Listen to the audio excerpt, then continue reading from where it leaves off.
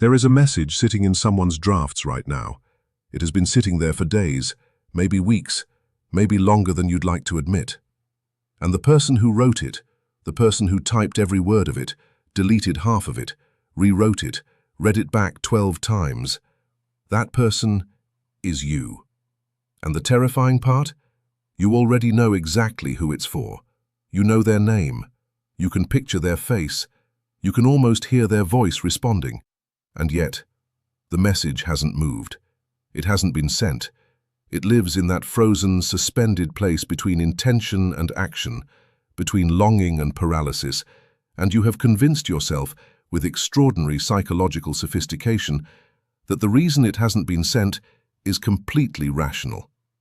But here's the truth. It is not rational at all. What is happening inside you is not a reasonable evaluation of risk. What is happening is something far older, far darker, and far more intimate than logic will ever touch. What is happening is the oldest wound in you waking up and reminding you who it believes you are. Not who you've become, not who you're trying to be, who it believes, deep in the basement of your psyche, in the part of you that formed before language, before reason, before you had words to name what you felt, who it believes you fundamentally are. And what does it believe? It believes you are not enough to survive being rejected by that person. Most people don't see this. They dress it up as practicality. They say things like, "The timing isn't right," or "I don't want to make it weird," or "They've probably moved on." They build entire architectures of justification, impressive, detailed, emotionally convincing, and they live inside those structures like they are shelter. But they are not shelter. They are cages. And the cruelest thing about a cage built from your own psychology is that it looks, from the inside, exactly like wisdom. And this is where it gets dangerous, because you are not a passive victim of this fear. You are actively constructing it. Every time you open that draft and don't send it, you are casting a vote. You are telling your subconscious, "This is confirmed. The fear was right.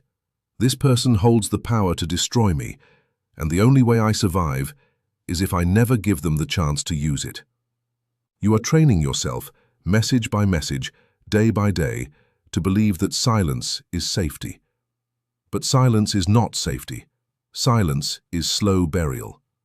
There is a part of you, and this is the part most people spend their entire lives refusing to look at. There is a part of you that does not want you to send that message. Not because it is protecting you from rejection, but because it is protecting itself from irrelevance. Because if you send that message, and something beautiful happens, that part of you loses its most important job. Its job is to keep you small. Its job is to keep you manageable. And it has been working that job your entire life without a single day off. Pull yourself back for a moment. Think about why this particular person, this particular reaching out, carries this particular weight. Why this one? You've spoken to other people without this paralysis. You've sent other messages without rehearsing them 40 times. Why does this person specifically have the gravitational pull of an entire planet inside your chest? The answer will not be comfortable. The answer is that this person represents something. They are not just a person to you. They are a symbol of something you want deeply and believe, at your most honest level, that you do not deserve. Maybe they represent acceptance from someone whose acceptance feels rare. Maybe they represent a version of yourself you left behind and grieve for. Maybe they represent the proof, final and irrefutable, that you are capable of connection after all. And here is the unbearable paradox. The more they mean to you, the less capable you feel of reaching out to them. The stakes inflate, the risk expands. The distance between you and that send button becomes psychologically the distance between who you are and who you've always secretly hoped you could be. This is where the real conflict begins, not between you and them, between you and yourself. There are two voices inside you right now. You know both of them. One says, "Reach out." The other says, "But what if?" And it never finishes the sentence. It never has to. Because the unfinished sentence is the most terrifying sentence in human psychology. It is a blank space your fear will fill with every nightmare it has ever generated, every humiliation you have ever survived, every time someone's silence told you something devastating about your worth. And you are sitting with that unfinished sentence right now, feeling something that is almost unbearable, and you have not yet decided which voice is telling you the truth. Here is what no one tells you about the fear of reaching out. It is not actually about the other person, not at its core. The other person is almost incidental. They are the screen onto which you are projecting something enormous, something that existed long before they entered your life and will continue to exist long after. What you are actually afraid of is not their response. What you are afraid of is the version of yourself that their response might confirm. Think about that. Let it land. You are not afraid of them saying no. You are afraid of what it will mean about you if they do. Because somewhere in the circuitry of your subconscious, you have already built a case, meticulous, detailed, airtight, for why a rejection from this person would not simply be a rejection, it would be evidence. Evidence of something you have always suspected, but never allowed yourself to say aloud. That you are fundamentally, irreversibly, too much of something, or not enough of something else to be chosen. And this is where it gets dangerous, because you have given one person the judicial authority over your entire self-concept, and you did it without realizing it. And now you cannot take it back without first admitting you gave it away. The subconscious mind is not subtle, it is not poetic, it is ancient and efficient, and it operates on one singular directive: survival. But here is the catastrophic error it makes. It cannot distinguish between physical danger and emotional danger. It cannot tell the difference between a predator and a person you love. To the oldest, deepest parts of your brain, rejection and death register in almost identical neural pathways. The same systems that flood your body with cortisol when you are physically threatened flood your body with cortisol when you contemplate sending a message to someone whose opinion matters to you. This is not weakness, this is neuroscience. But knowing it is neuroscience does not make the cortisol stop. And this is what makes the trap so exquisite. Most people don't see this. They experience the fear as information. They feel the terror rising in their chest, and they interpret it as a warning signal from a competent internal authority. They think, my body is telling me something. My gut is saying no. I should listen to my instincts.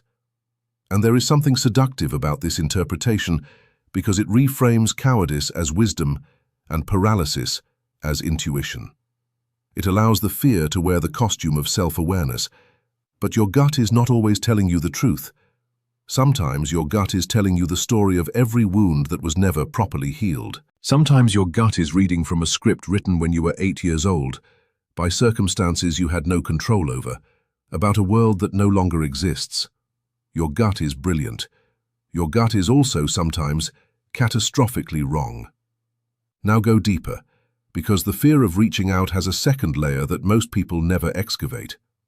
Underneath the fear of rejection is something even more paralyzing: the fear of actually being received, the fear that they will respond, the fear that the message will land and something will open, and now you will be seen, actually seen, by someone whose perception of you matters more than almost anything.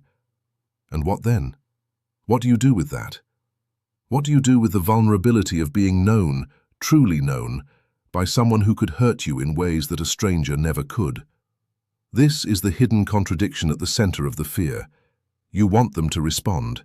You are desperate for them to respond, and simultaneously their response terrifies you more than their silence, because silence, at least, is controllable. In silence, you still own the narrative. In silence, you are still the one holding all the information. In silence, you can construct whatever story makes the absence bearable.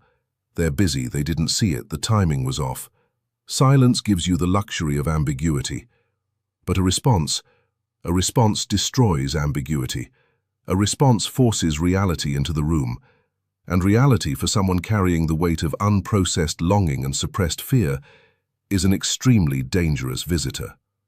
So you are protecting yourself from the one thing you actually want. You are building walls against the specific outcome that would give you relief. You are, in the most precise psychological sense, your own captor. And here is what makes it worse. You are articulate about this. You are intelligent about this. You can probably describe your own psychological patterns with impressive clarity. You know the terminology. You understand the dynamics. You have read the books or watched the videos or talked to the therapist, and you have developed a sophisticated intellectual map of exactly why you are stuck. But knowing the map is not the same as taking the journey. Repression does not care how smart you are. It does not yield to intellectual analysis. It lives below the level where understanding operates. You can understand your fear perfectly and remain completely controlled by it. In fact, sometimes the most dangerous prison is the one you can describe in beautiful, precise language. Because the description creates the illusion of progress, and the illusion of progress makes the stillness feel almost comfortable. Expose the hidden fear directly. You are not afraid of what they'll say. You are afraid that if you reach out and they welcome you back, you will have to admit something. You will have to admit that the time you spent in silence, the weeks, the months, maybe years, was chosen. Not forced on you, not inevitable. Chosen. And if it was chosen, then you chose it. And if you chose it, then you are not a victim of circumstance. You are a person who decided repeatedly that fear was a better companion than courage.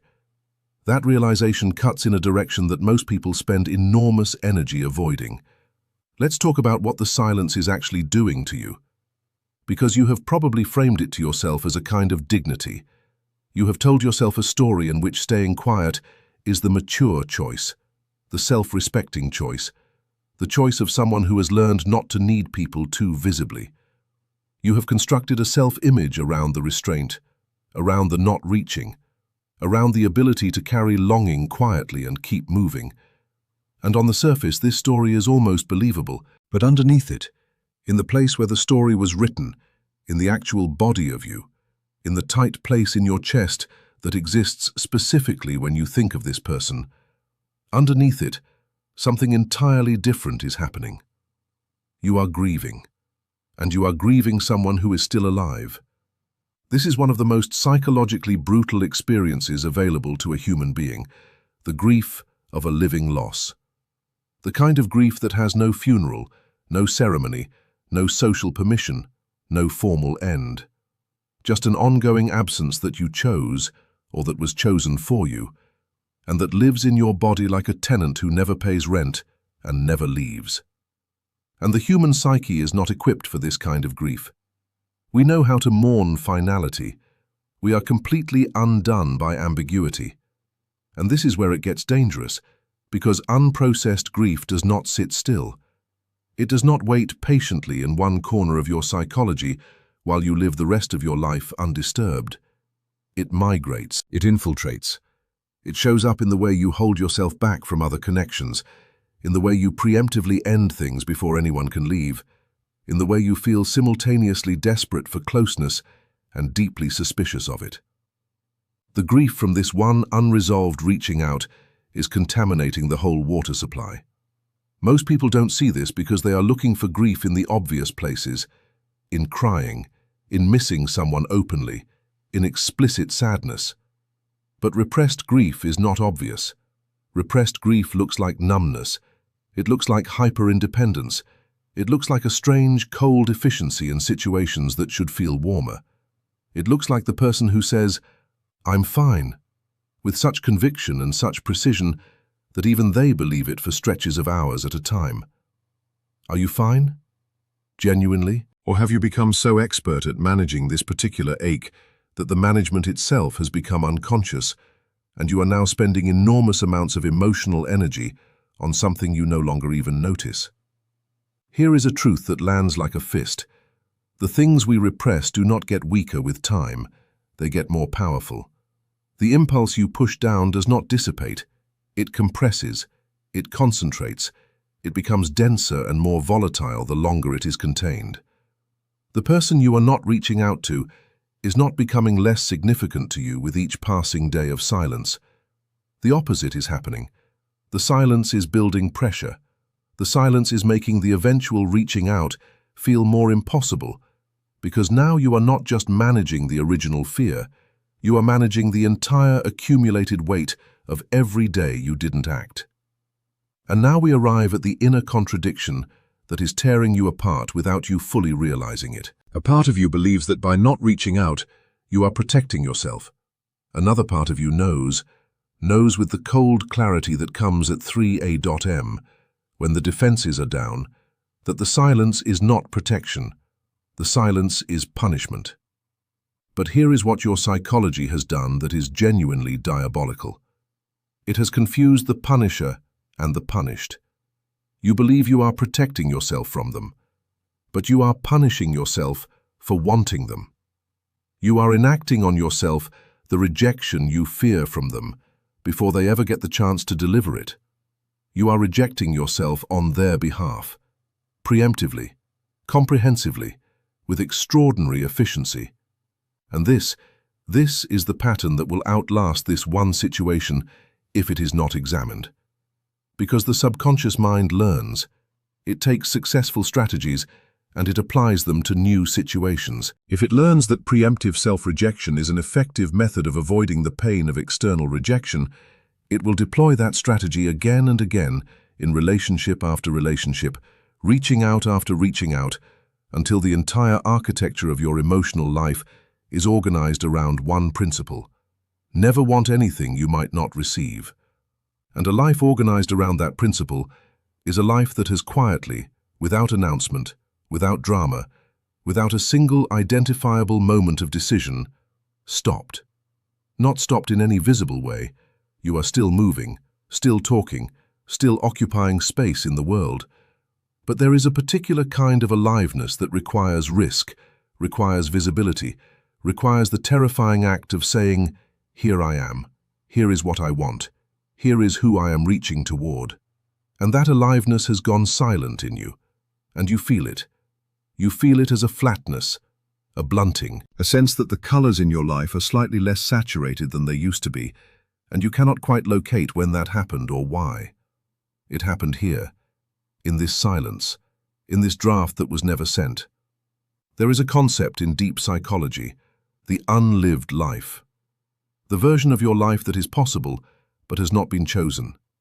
And the unlived life does not simply disappear because you chose differently. It haunts, it pressures, it shows up as a persistent, low-grade restlessness, a sense that something crucial is missing, that you are living adjacent to your actual life rather than inside it. The message in the drafts, that is a door to your unlived life, and you know it. Which is why you keep returning to it, which is why you open it and read it and feel the full weight of it, and still do not send it. Because on the other side of that door is not just a conversation. On the other side of that door is a version of you who was brave enough. And coming face to face with the version of you who was brave enough first requires coming face to face with the version of you who has not been. That confrontation is the one you are actually avoiding. You have been waiting for certainty.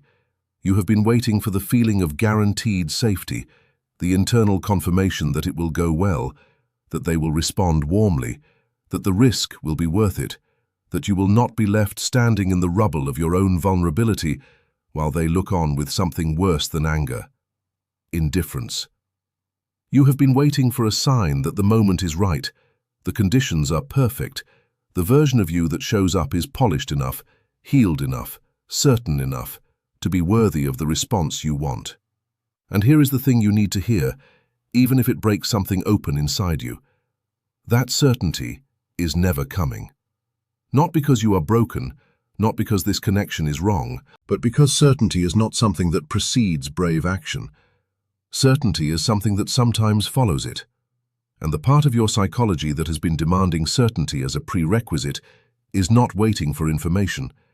It is waiting forever. It is built to wait forever.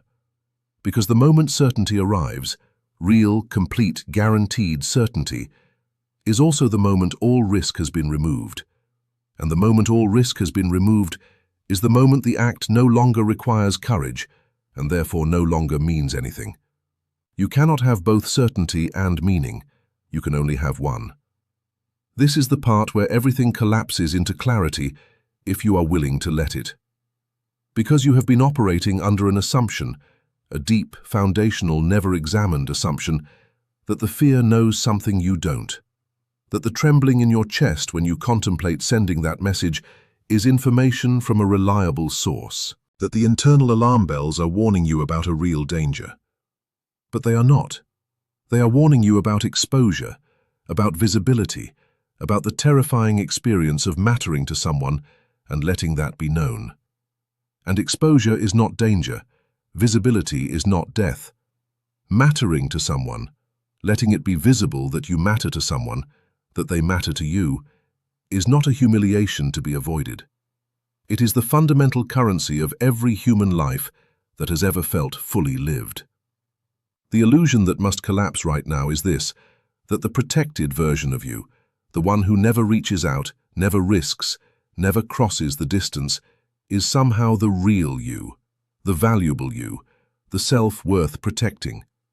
That is not protection, that is taxidermy. That is the preservation of an appearance of life, while the actual living has been quietly suspended. Here is what is true. The version of you that typed that message and deleted it 12 times, that is more you than anything. The trembling, wanting, reaching version of you that cannot stop thinking about this person, even while telling yourself you have stopped. That version is not a weakness. That version is the most alive you have been in years. And you have been trying, with considerable psychological sophistication and extraordinary effort, to kill it. Now let's speak directly about what happens if you don't send it. Not in a week, not when you feel ready, not in the abstract.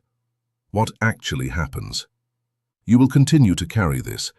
You will carry it into tomorrow, and next month, and next year. You will carry it into other relationships where it will sit just beneath the surface, slightly distorting everything, making genuine closeness feel simultaneously desperately needed and subtly wrong. You will occasionally think of this moment, this specific, suspended, possible moment, and feel a particular kind of ache that has no name in English, but which every human being recognizes immediately. The ache of the road not taken, the ache of the word unsaid, the ache that is not quite grief and not quite regret, but is somehow both and neither. And the most painful thing about that ache is not its intensity. The most painful thing is its permanence. Because while the pain of rejection fades, and it does fade, it always fades, the human organism is extraordinarily resilient in the face of clear, direct pain. The pain of not knowing does not fade in the same way. It calcifies.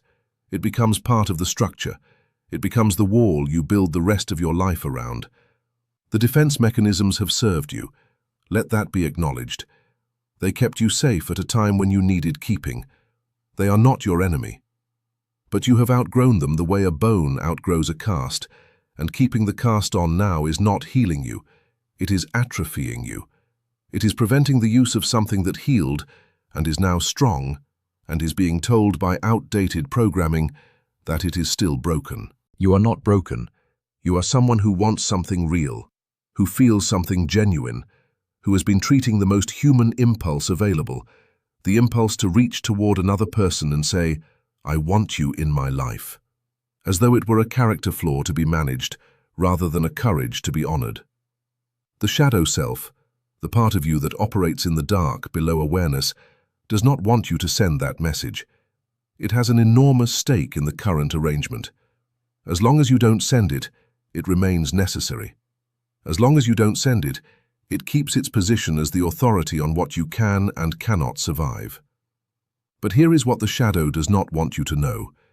You have already survived everything that was ever done to you, every rejection that seemed unsurvivable, every silence that seemed final, every moment that felt like it was going to break you in two.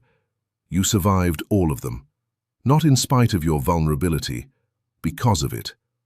Because the same openness that made you feel things deeply is the same openness that allowed you to recover. Depth cuts in both directions. And now we arrive at the final undefended truth. You already know what you want to do. You knew before you started reading this. You knew in the first line when you felt something shift in your chest and recognized yourself in it. There is no new information you are waiting for. There is no level of readiness still to be achieved. There is no version of you that is more prepared for this than the version sitting here right now. Imperfect, afraid, carrying everything, still wanting. The only question that has ever been the question, is whether you will choose your fear or choose your life. Because they are not the same thing, they have never been the same thing, and somewhere underneath all the architecture of avoidance, you already know which one you've been choosing. You can feel the cost of it in your body. You can feel it in the quiet after midnight when the justifications run out, and all that's left is the truth. That you want to reach out, that you have always wanted to reach out, that there is a person on the other side of that message who might be sitting in the same silence, carrying the same weight, waiting for the same courage to appear in one of you first. Send the message. Not because it is safe, not because you are certain, not because you have finally conquered the fear and it no longer lives in you. Send it because you are afraid, and you are going to do it anyway. Because that is not weakness wearing the mask of courage, that is courage, exactly, precisely, fully. Courage is always the thing done while afraid. Send it because the unlived life is calling you by name, and the only way to answer is to stop protecting yourself from your own becoming. Send it because some connections are worth the trembling. And most importantly, send it because the version of you who doesn't will spend the rest of their life wondering about the version of you who did. That wondering, that specific, hollow, permanent wondering, is the only outcome that cannot be survived.